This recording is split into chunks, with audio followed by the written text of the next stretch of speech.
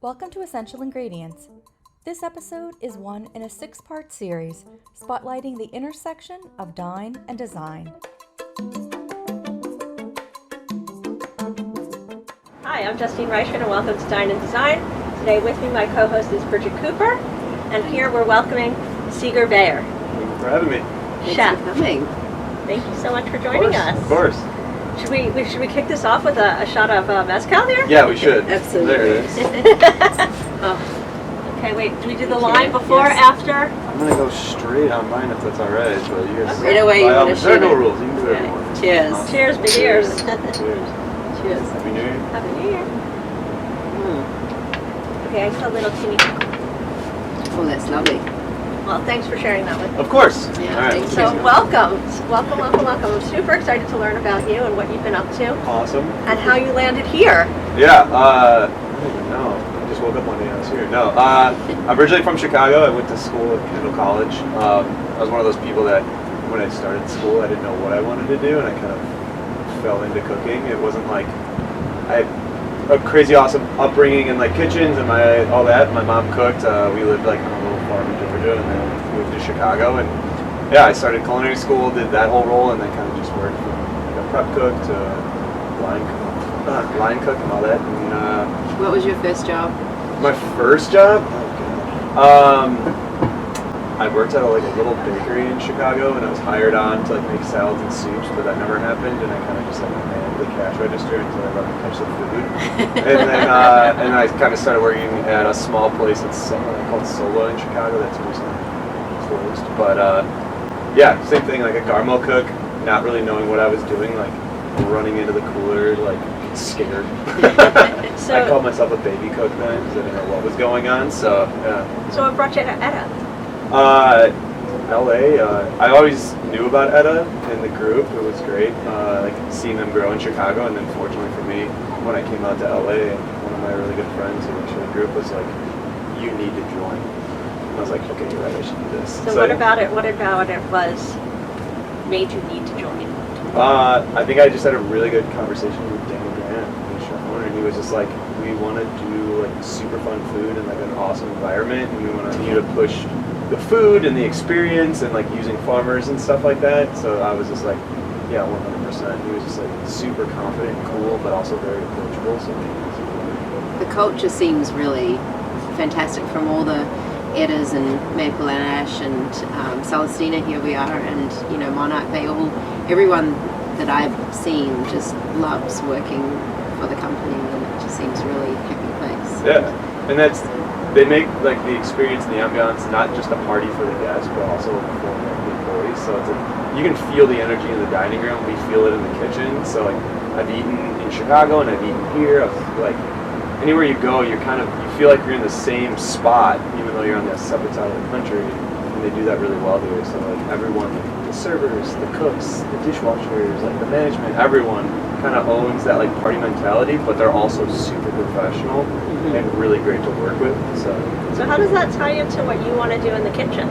I think for me, like my big focus in the kitchen was always food, obviously, but also like where we're getting it from. In Chicago, I had 15 to 20 years of relationships with farmers and purveyors, which was great. And then when I jumped over into LA, I kind of just wanted to carry that with me.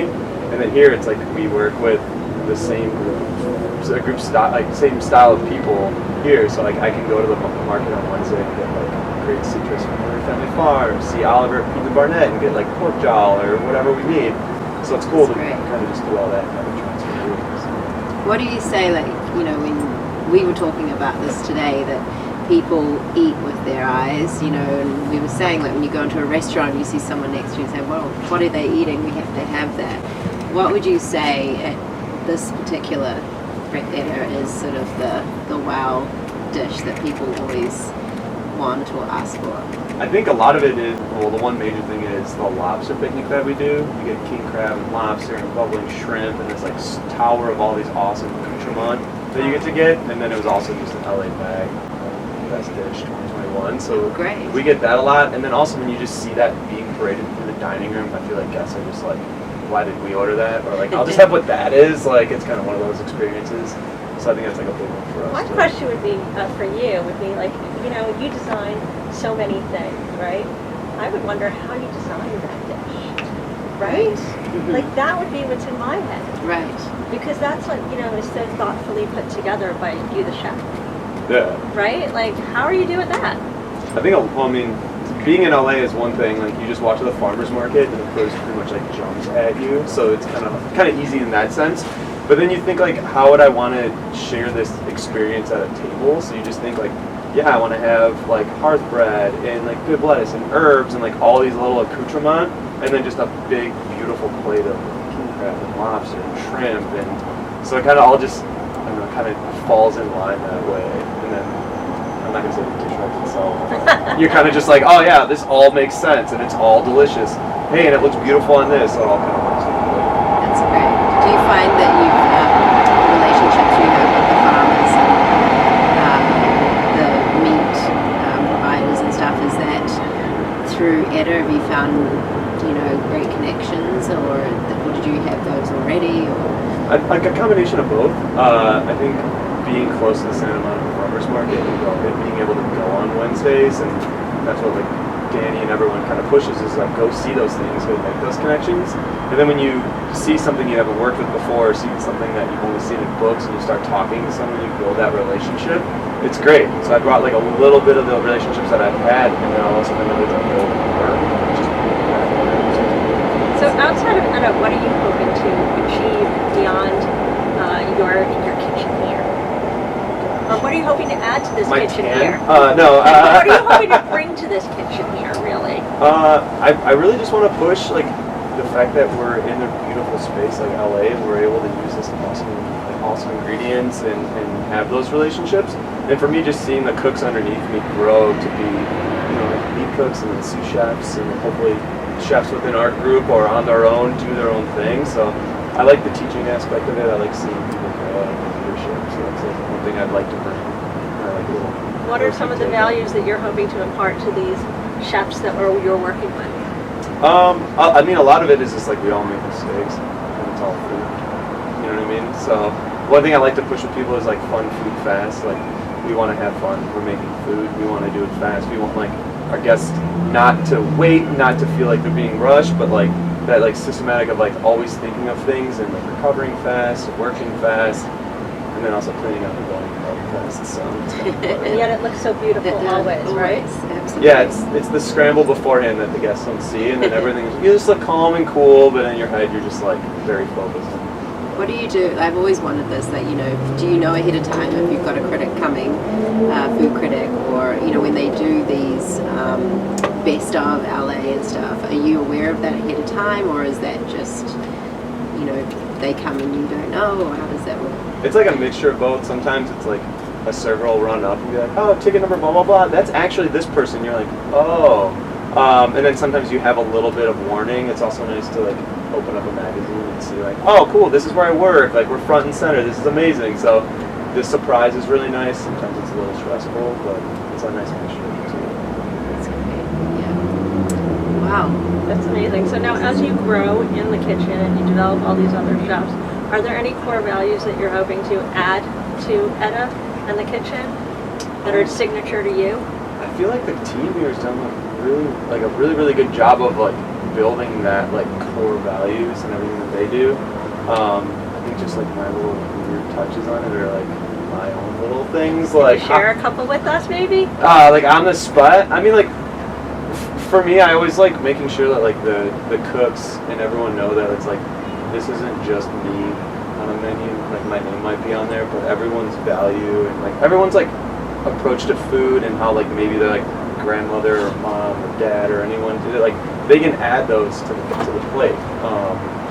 I just like to use the kitchen kind of like as all of us working together to put something on. Like, I think a lot of the time people think like it's just me sitting there like over a menu like with a pencil like doing all this, but really it's like there's a bunch of beautiful minds that go into it. And on a personal level, is there anything you want to do with food outside of Etta? You know, whether it's regarding waste or with farmers or just, you know. Do I like plug my cookbook? No, I'm just kidding. Are you working on a cookbook? Yes. Oh, that's great. Wow. Okay, tell us about that. Oh gosh, I haven't even told Danny about this That's yet. okay. Tell us about your cookbook. So one of my good friends and I, we worked in Chicago. She works here now. We're like kind of designing or writing and pitching like. It's more of like a pastry cookbook, but it's like 80-20 pastry to savory, and it's kind of like we want to build like a pastry cookbook that hits the at-home cook, like the mom and dad cook, the person who's like maybe semi-pro that like does like small catering stuff, but then also people that are in restaurants that they can open it up and be like, oh, this is gonna like, I see this in a different way on my menu this way. So we're trying to build that, and then also kind of like not just a cookbook, but more like a lifestyle thing. Getting music and artists. Wow. What kind of artist would you look for? Gosh, you guys are just gonna ask for all of it, right? All right. I think for me, it's like I know a handful of like really cool, like not just graffiti, but like mural artists and stuff like that from Chicago, and like LA's got an awesome like underground art scene too. So I kind of want to take these people that are like creative in their own ways, if it's with a spray bottle or like stencils or clay or whatever, and like kind of figure out how we can get food and them and music and everything all. You want to connect dining and designing? Yeah, I know, right? I feel like I'm in, maybe this is the other way around. Maybe I'm pitching to you now. He's connecting dining and designing. Yeah, and it's just, but like in a very like, I don't know, like fluid is the word that I want to use a lot. It's just like how we can get everyone together and just be like, I'm not using you to make money, I'm not using you to make money, I want to use your connections so that maybe we can get more people out there and like expand our networks and like. You want to create a platform. Yeah. So people can use this platform to expand their networks. Exactly. So it's like everything from. You do. That's what we do. Yeah, great. This is amazing. You guys recording all this? No, yeah, it's just like that's like a main thing for me and something I want to push forward, and like, I don't know, it's just the things that I enjoy outside of work that I want to bring all together and maybe have like a bunch of pages, some stuff on it too. So, yeah. That's exciting. Well, I want a copy of the book. Me too. There you go. Recooked. Signed. It's going to be called Recooked? Yeah, Recooked. Recooked. Yeah, Wow. it's Good name. just the weirdness that goes inside of my head. Erica Chan is the one that puts it all on plate. So, And when can we expect this book to be out? I don't know. Are you self-publishing or do you have a publisher? We have a literary agent we're talking to that we're gonna push all this to. I don't know, 2000 whenever. Okay.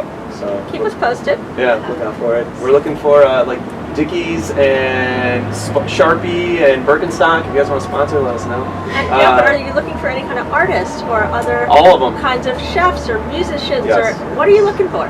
We're looking for everyone. Anyone that like wants to have a bunch of fun, have a party while we're doing it, and doesn't care about like the other little bullshit that goes. And how would they get a hold of you?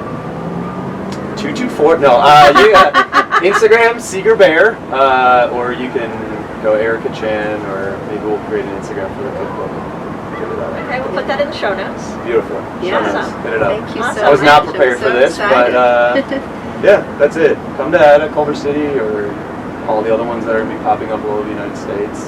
If you're at Culver City, come say hi to me. I'm Segan. I'm the dude that has most of the time. Thank you so much for joining us. Thank you. Thank you. Really Excited. appreciate it. This was I great. did a shot after that. That was great. No, but we got to get to know you. And Exactly. That's what we wanted. Exactly. That's what I That was really wanted. good. Sweet.